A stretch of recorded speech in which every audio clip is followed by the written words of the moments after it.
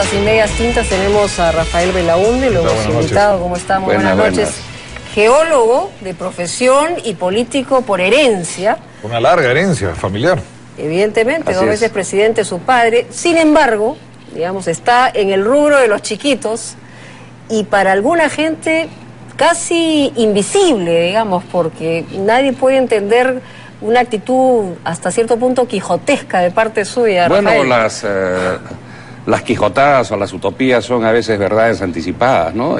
Creo que si uno está en el rumbo correcto y está pretendiendo o intentando orientar a la opinión pública en cierto sentido y eventualmente lo logra, creo que... La pregunta que me hace mucha gente es dos preguntas. En primero, ¿por qué Rafael Belaúnde se va de Acción Popular si era su campo natural de acción? Un ratito. Y la segunda es, ¿qué diferencia Rafael Belaúnde de PPK? Esa es la pregunta que suelen decirme. Bastante. PPK es bien conservador, ¿no? Tú ves su folletito, no hay una sola alusión a lo que es ciudadanía. Es decir, la intención de manejar desde arriba al Perú como si los ciudadanos no existiéramos. Los excluidos, en el fondo, somos todos los que no estamos en la cosa pública, la gran mayoría de ciudadanos. Por eso que nosotros lo que proponemos es un cambio, no de estas cosas y estos parches que proponen la mayoría de candidatos conservadores, sino un cambio en la causa de la exclusión cívica, para llamarla de alguna manera. Reducción del mandato parlamentario para darle más poder a los ciudadanos, menos poder a los políticos. Una campaña política permanente. ¿Perdón? ¿Viviríamos una campaña política permanente? En los Estados Unidos no es así. Pero esto no es Estados Unidos. Estamos en el Perú. ¿Y por qué hay diferencia? A ver, yo voy a ser un inversionista y me dicen, oye, el Congreso va a cambiar dentro de 2 años. Y dentro de 2 años va a cambiar, y dentro de 2 años va a cambiar. Circunscripciones electorales pequeñas. San Juan del Lurigancho tiene 10 veces más electores que, tiene más electores que 10 departamentos del Perú y no tiene derecho a tener su representante en el Congreso. Es un sistema diseñado para que las élites se turnen en el poder, los grupos de poder económico, etcétera, tengan los poderes fácticos. ¿Acción Popular por qué no está en Acción Popular? Bueno, porque yo no comparto ideas, por ejemplo, con alguien como Johnny Lescano. Me parece vergonzoso que, habiendo sido electo por Puno, se mude de circunscripción porque sabe que ha defraudado a su electorado originario. Yo no estoy de acuerdo con ese tipo de migraciones. Discrepo mucho con el doctor Álvaro Landini. Me parece absurdo que un partido, después de más de 50 años de existencia, siga controlado en el fondo. Imagínate lo que sería el Partido Demócrata en los Estados Unidos si los asesores de John F. Kennedy siguieran manejando esa organización. No existiría. ¿Pero no discrepa usted en el fondo con Fernando Belaúnde también? No, con mi padre no era un liberal. Por supuesto que lo era. Mi padre era un seguidor de Franklin Delano Roosevelt. No es un liberal. Pero si mi padre era un demócrata y la democracia no es más que la expresión institucional del liberalismo. Mi padre, por supuesto, que era un liberal. Lo que sucede es que comprendía que en un país como el Perú, obviamente que tienen que tomarse una serie de medidas que vienen desde el Estado. Su padre era un desarrollista de los años 70. Bueno, él responde a una época, pero cuando fue estudiante, pues estudió. Hubo inflación muy alta. Pero finalmente no habría ningún problema en que sea distinto, que usted sea un candidato completamente distinto a su padre. Podría discrepar, digamos, en temas fundamentales, no habría ningún problema de admitirlo, ¿no? Pero yo sí creo que la cooperación popular, por ejemplo, es una institución que tiene que fomentarse en el Perú. Sí creo en la integración vial, que hay que impulsarla y que no se está impulsando. Hay una serie de capitales de provincia en el Perú que no tienen acceso a los mercados porque no tienen acceso asfaltado. Cotahuasi y Caravelí, 2 ejemplos en el departamento de Arequipa, de donde vengo, y hay múltiples en el resto del Perú. Hay 2 temas fundamentales para la ciudadanía, básicamente ahora. Un tema es la corrupción y el otro tema es la inseguridad ciudadana. En estos 2 rubros, ¿cuáles serían las prioridades? Bueno, la corrupción, mientras no haya transparencia, va a seguir habiendo corrupción. Sí, la forma de combatir la corrupción es generando transparencia. ¿Cómo se logra la transparencia?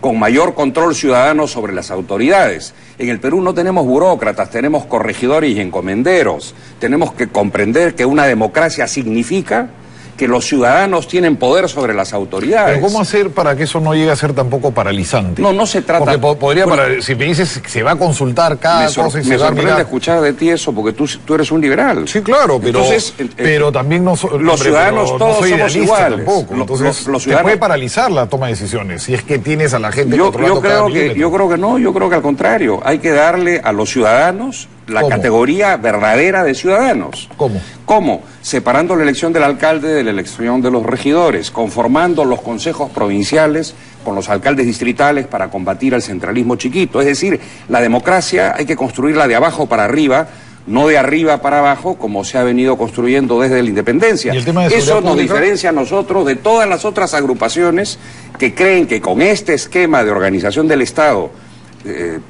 un Estado para tutelar, para dominar, como si se tratara de una población de interdictos o de semi-interdictos, se va a poder construir una democracia. El esquema es fundacional, es cambiar todo. O sea, cambiarlo todo. La prioridad es poner una constitución completamente distinta, digamos... Una reforma del capítulo de la organización del Estado totalmente distinto.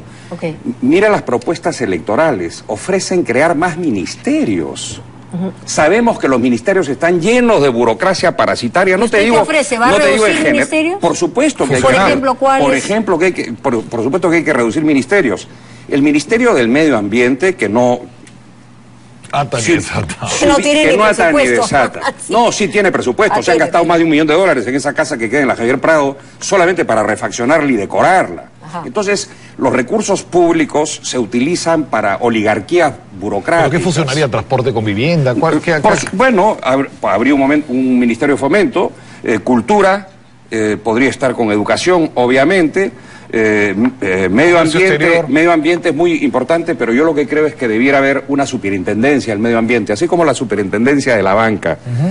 Sanciona e interviene automáticamente sin ningún tipo de presión política. Pero darle la categoría de ministerio. Por supuesto, porque los ministerios están manejados por políticos. ¿Y seguridad pública se quedó en el tintero? Bueno, el tema de la seguridad pública, yo creo que hay que eliminar el sistema de 24x24, porque los policías, como en el momento de Franco, en las 24 horas de Franco, trabajan para el sector privado que remunera mejor. Cuando están atentos y cumpliendo realmente su labor profesional, es cuando están de Franco. ¿Debería el sistema de 8 de actividad, 8 retén y 8 descanso? Hay que hacer una serie de reformas. No se puede pensar que un policía va a estar vigilante por 1.000 soles al mes, para comenzar. Claro, entonces ¿qué haría? ¿Duplicaría los sueldos? Bueno, es decir, compararía... Es que yo no quiero hacer ofertas al estilo de las candidaturas que ofrecen como si fuera una feria, porque hay que costearlas. Yo lo que puedo decir es que creo que, por ejemplo, hay que empoderar a los jueces de paz para, a nivel distrital, penalizar las faltas. Como las leyes están hechas para élites, por ejemplo, se considera que un celular o una bicicleta usada, como vale poco, para la élite, eso no es delito. Bueno, para un pobre perder una bicicleta es como para Alain Perú perder un avión. No, claro, para un pobre en la sierra perder su animal es terriblemente... Hay que penalizar las faltas. Claro. Eso se puede hacer a nivel municipal. Y la pena puede estar vinculada con trabajos sociales, comunitarios, limpieza de vías públicas, etcétera, dependiendo de la falta. Si hay reincidencia, pues habrá detención en la comisaría por un periodo de tiempo, y si hay una segunda reincidencia, como una reelección, digamos, entonces ya habrá que te hace una semana preso, como hace los norteamericanos. Claro. Hay que empoderar a la gente, además. ¿Educación ha hablado de darle un Kindle a la gente? Sí, a los niños un libro electrónico. He visto en un programa de televisión la ratería desaforada entre unas editoriales y los colegios que se amarran con los directores para obligar a los padres de familia a comprar determinados libros, una corruptela espantosa. Entonces, si se trata de... La educación en el Perú está subsidiada, ¿verdad? Si se trata de subsidiar la oferta, yo lo que propongo es también subsidiar la demanda. Es decir, eso no se puede hacer a nivel nacional, pero yo sí creo que cuando analizamos y vemos que las matrículas en los colegios públicos vienen disminuyendo año a año y en los colegios privados vienen incrementándose el número de matriculados, y ves que esto sucede, por ejemplo, en el Agustino, que es un distrito que no es de gente próspera. Entonces tú dices, ¿qué está pasando? Los padres de familia son tan conscientes de que tienen que mejorar la calidad de la educación de sus hijos que meten la mano al bolsillo y pagan un colegio privado. Eso habría que subsidiarlo. Vamos a las preguntas del público. Jorge Arturo Zapata Negra. Jorge Arturo nos dice, de no pasar usted a la segunda vuelta, ¿por quién votaría? ¿Quién apoyaría? ¿Toledo Castañeda? ¿Toledo Keiko? ¿Pepe Cao Toledo? ¿Quién sería el candidato de Rafael Belaúnde en la segunda vuelta? Bueno, mira, yo lo que te puedo decir es lo siguiente. En oportunidades anteriores, cuando a mí no me han gustado los candidatos, simplemente no he votado o he votado en blanco. ¿Es una opción? En algunas oportunidades me he dado el gusto de pagar mi multa, ¿no? Es decir, ni siquiera he ido a votar si es que la alternativa me disgusta. Porque eso de la sopa de Herodes a mí no me... Y le disgustan no las alternativas, ¿no? en todo caso, siendo realistas. Entonces, no seamos anarquistas, ¿qué haría? Correcto. Yo de ninguna manera votaría por nada que signifique autoritarismo, con nada vinculado a dictaduras, sea de izquierda o de derecha. O sea, estamos de hablando ninguna de manera. Keiko, Ollanta. Eso es absolutamente descartado. Quedan te dos. queda Castañeda, te queda Toledo, te queda PPK. PPK o tres. Bueno, yo creo que pueden pasar muchas cosas de acá a 40 días más. Pero ya más o menos tienes una idea, los conoces. Pero tú crees que... Bueno, yo creo que PPK de ninguna manera llega a la segunda vuelta, ¿no? O sea, eso está descartado. Pero quedan entonces Toledo y Castañeda. Es que pueden haber cambios adicionales, ¿no? Pero... Sí. Pero si fuera ese el caso. Entre Toledo y Castañeda, en una segunda vuelta, me daría lo mismo, de repente lo haría Caro Sello, ¿no? Así, con una moneda. Sí, pues no hay diferencia. George Martin Sosa es como una metralleta, solo 3 preguntas. ¿Usted indultaría o no a Alberto Fujimori, sí o no? No. No. Yeah. ¿Qué haría por las MIPES? Bueno, yo creo que lo que hay que hacer en el Perú es demoler barreras administrativas, es decir, cuando se habla de inclusión, hablamos normalmente de inclusión. Sí, ahora está muy de moda. Bueno, más del 60% de la población económicamente activa en el Perú es informal. Se gana la vida inventándose su chamba. Yo creo que el Estado es enemigo, es un estorbo para los chiquitos. ¿Considera usted? Es un estorbo para los chiquitos, para todos los chiquitos. Entonces lo que hay que hacer es adecuar el Estado a las necesidades de la gente. Lo que no podemos hacer es adecuar a la gente a las necesidades del Estado. Hay una tercera cierro pregunta, con la última. sí. ¿Considera usted que el Perú ha mejorado o no con Alan García? La economía, la macroeconomía ha mejorado con Alan García, las exportaciones han mejorado con Alan García, la inclusión por supuesto que no ha mejorado, la infraestructura rural no ha mejorado. ¿Hay una nota que le pueda poner? Sí, 12 de repente. 12. Sí. Sería una nota La probatoria. infraestructura rural usted viaja mucho por su... Bueno, porque es geólogo. un desastre. Y solamente una preguntita final. ¿Cómo hace para hacer su campaña? Porque no tiene... por lo menos los ingresos que tiene son muy bajos. Dicen que son 13.000 soles. Nuestra campaña provincial comenzó hace un par de días, me iba a Arequipa. ¿Pero qué, en bicicleta? Con mi esposa, no. $400 en pasajes.